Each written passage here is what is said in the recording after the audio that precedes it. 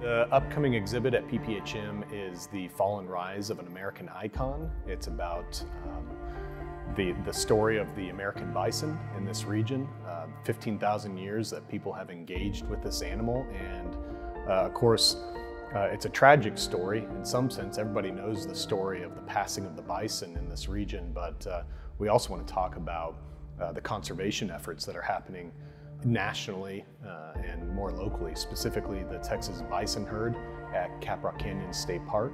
You do have that really interesting moment where there are maybe hundreds of bison left in the Great Plains, and you have people like Charles and Molly Goodnight who started to resurrect the bison herd in this area, and it started to go to Yellowstone, up into Montana, up into Alaska and Canada and elsewhere, where these bison herds started to regain strength. And so it's a very intimate story for the Texas Panhandle.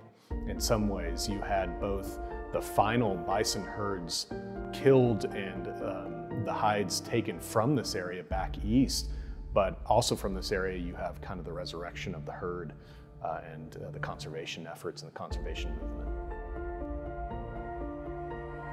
Ken Burns and his team did research here at Panhandle-Plains Historical Museum at our research center for the upcoming documentary, The American Buffalo.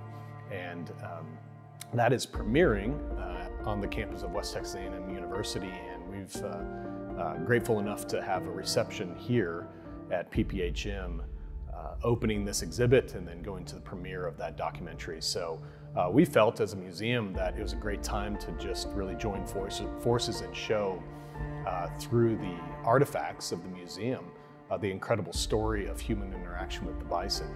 The artifacts in the museum are unparalleled when it comes to many things, but specifically when it comes to the bison as an animal, but also the human element surrounding bison hunting. There'll be things in the exhibit that have never been on display.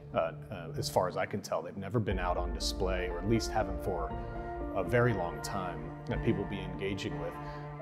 Some of those elements really are on the native portion of the exhibit.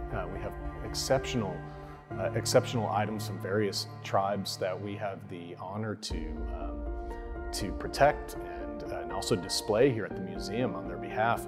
I think of specifically when it comes to a lot of arrows. Interestingly enough, we have tons and tons of arrows, Kiowa, Comanche arrows and bows, as well as several guns from Native individuals as well.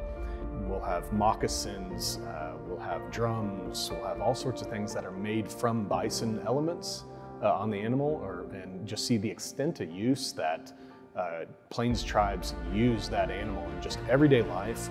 The bison really was a keystone for the culture, both religiously and ceremonially. So we're excited to be able to show those elements that would really talk about that story. And then also, of course, a lot of other stories that latch on to that about the overuse and misuse of the bison.